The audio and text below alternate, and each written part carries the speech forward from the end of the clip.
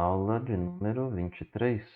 A ceia do Senhor, e o texto está lançado para você pausar aí e dar uma lida por conta própria. Tendo lido, prossigamos. Já vimos que os dois sacramentos do Antigo Testamento, circuncisão e Páscoa, são iguais ao do Novo Testamento. São batismo e ceia, são paralelos, porque o conteúdo espiritual é o mesmo. Sendo que a circuncisão e o batismo falam da aliança que Deus estabeleceu com o seu povo, que consiste em promessas espirituais como regeneração, união com Cristo, remissão de pecados e consagração a Deus.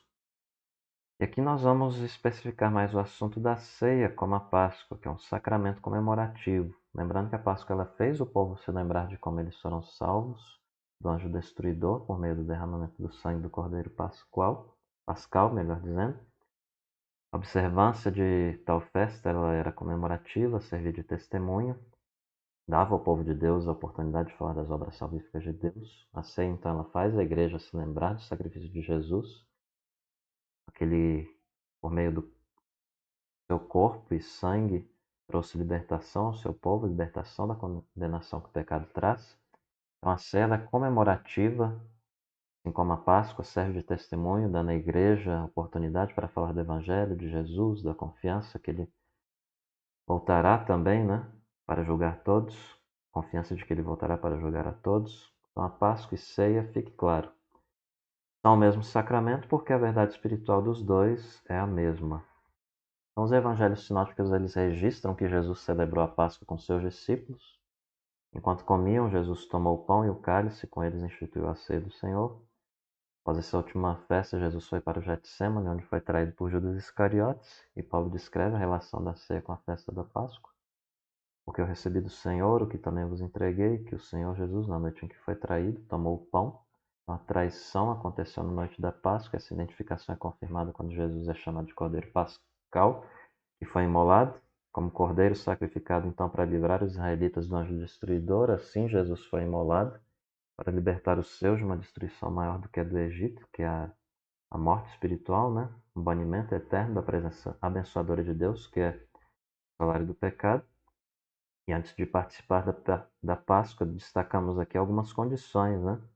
Ou da ceia, né? De participação. Ela deve ser circuncidada, né? No caso aí, considere os devidos contextos, Antigo e Novo Testamento, significados literais ou espirituais, dependendo do que estivermos falando. Já falamos muito sobre isso nas duas aulas passadas. Se tiver dúvidas, volte lá e ainda se persistirem as dúvidas, deixe um comentário aí, entre em contato nas nossas redes sociais, a gente vai tirar as dúvidas. Então, a pessoa tinha que ficar cerimonialmente limpa, tinha que ter uma vida reta, segundo as normas da aliança, se quisesse ser circuncidada, segundo a Escritura. Né? Segundo a lei, então, aquele que não participava da Páscoa era passível de punição, condenação. O participante da ceia do Senhor deve observar as mesmas condições, porque o sacramento é essencialmente o mesmo. A pessoa ela deve ser convertida, identificada com Cristo por meio do batismo.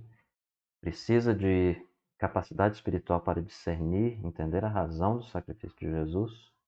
Uma criança que não tem idade suficiente para fazer a sua pública profissão de fé, ou seja, declarar a sua fé, ela não tem idade para discernir o corpo de Cristo e assim não deve receber os elementos da ceia. Portanto, o crente ele não deve rejeitar participar da ceia porque essa é uma ordem de Jesus. Fazer isso em memória de mim. Se alguém participa da ceia sem o devido preparo, ele acaba chamando sobre si o juízo de Deus. E o desrespeito ao que é sagrado é um desrespeito a Deus. E Paulo descreve o juízo que pode cair sobre quem não observa as regras de reverência em termos de enfraquecimento, doença e até morte, em 1 Coríntios 11:30. E antes disso, ele fala de uma advertência aqui bastante importante a nós.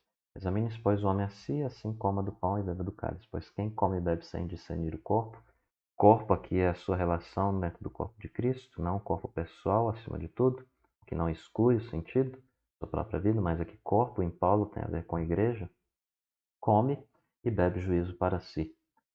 Observe aqui como o exame de si mesmo e da relação no corpo deve ser feito, segundo o Catecismo Maior de Westminster.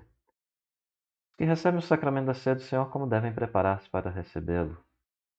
Eles devem preparar-se para recebê-lo examinando a si mesmos se estão em Cristo, a respeito de seus pecados e necessidades, da verdade medida de seu conhecimento, fé, arrependimento e amor para com Deus e para com os irmãos.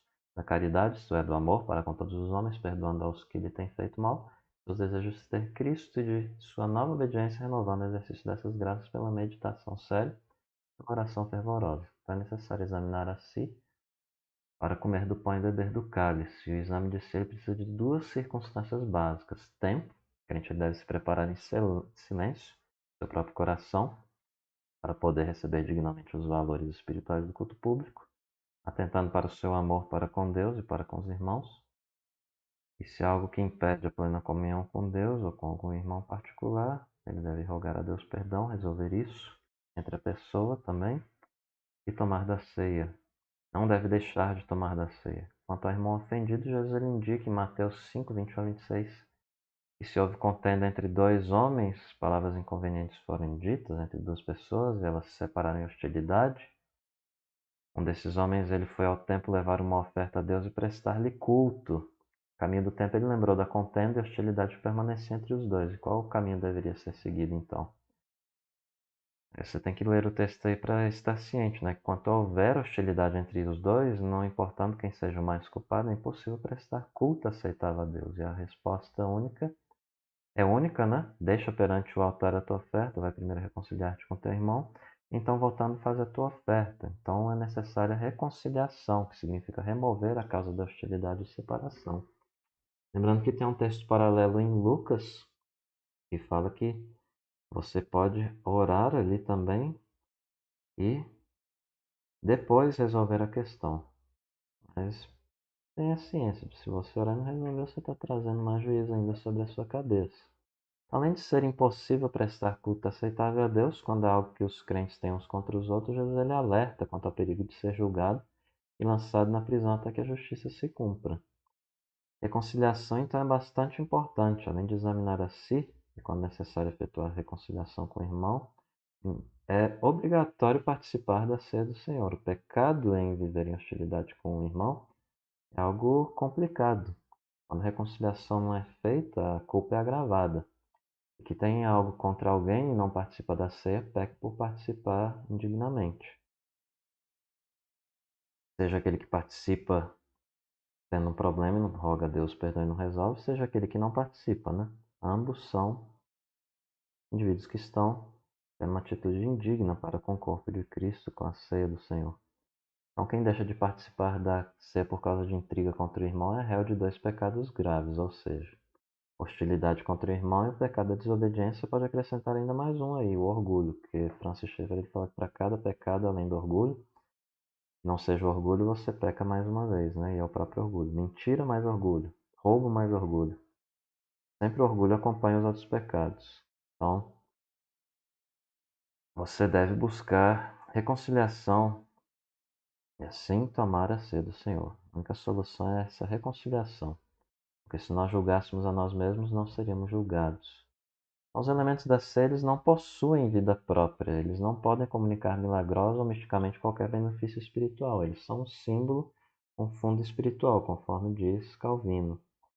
Eles não são, como diz a Igreja Católica, o corpo literal de Cristo e o sangue, né? Que é a transubstanciação, e muito menos consubstanciação, como diz Lutero, que eles se transformam, os elementos, quando são ingeridos, né? Não. Os elementos são elementos e permanecem como são, e assim, ao ingerirem, crentes eles recebem benefício espiritual. Tem um significado simbólico, um sentido de proveito, sim. Então a fé, ela deve estar presente. Devemos crer que Cristo morreu por nossos pecados, foi dado a nós como propiciação, como satisfação pelo pecado. A fé ela não é limitada a Cristo, seu sacrifício por pecadores. Ela também inclui confiança espiritual da comemoração, não sendo um ritual vazio de sentido. Ele é instituído por Cristo para indicar, para selar, para comunicar aos comungantes os benefícios da redenção. Então, a ceia ela alimenta a fé do cristão, conduzindo a uma vida cada vez mais firmada na suficiência de Jesus, como Senhor e Salvador. Concluindo, qual é o dever dos crentes depois de receberem o sacramento da ceia do Senhor? É o de seriamente considerarem como se portaram nele e com que proveito. Se foram vivificados e confortados, devem bendizer a Deus por isso, pedirem a continuação do mesmo, vigiarem contra a reincidência, cumprirem seus votos e animarem-se, atenderem sempre a essa ordenança. Se não acharem, porém, algum benefício, deverão refletir novamente e com mais cuidado na sua preparação para este sacramento e no comportamento que tiverem na ocasião, podendo em uma e outra aprovar-se diante de Deus e de suas próprias consciências, esperando com o tempo o fruto da sua participação. Se perceberem, porém, que nessas coisas foram remissos, deverão humilhar-se para o futuro participarem dessa ordenança com mais cuidado e diligência. Eu te pergunto, como você deve se preparar espiritualmente antes de participar da ceia? Você tem o costume de separar um tempo antes do culto? Não se separarem, mas de separarem. Vocês ou você separar um tempo antes do culto aí, participar, refletir, se dedicar de maneira conveniente. A ceia, ela tem aumentado a sua comunhão com Jesus ou tem trazido mais juízo? Qual a relação entre a ceia do Senhor e a Páscoa judaica? Quais as condições para a participação dela? Por que crianças não podem participar dela? Por que o cristão não pode deixar de participar dela? Qual o efeito de participar indevidamente dela? A igreja pode oferecer a ceia para pessoas descrentes? Como o exame de si pode ser feito? Como isso está relacionado com o perdão entre irmãos? Qual o valor da participação na ceia do Senhor? Concluímos aqui e até mais.